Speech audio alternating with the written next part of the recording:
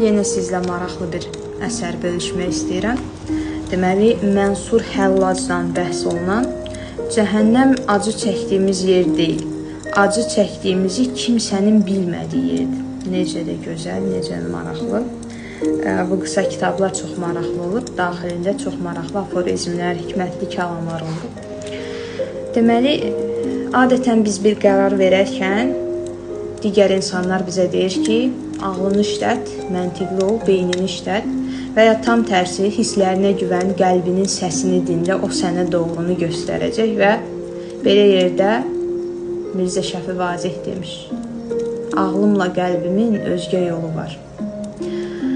Yəni, ağlımız və qəlbimiz bir-birindən haçalanır, lakin burada tamam fərqli bir nüansa toxunublar və bu mənim çox xoşuma gəldi.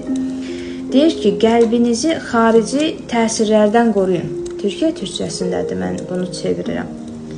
Ağlınızla qəlbinizi ayrı-ayrı deyil, bir tutun.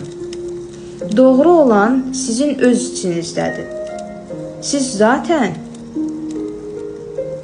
düz və doğru olsanız, nə qəlbiniz, nə də ağlınız sizi yanılda bilər.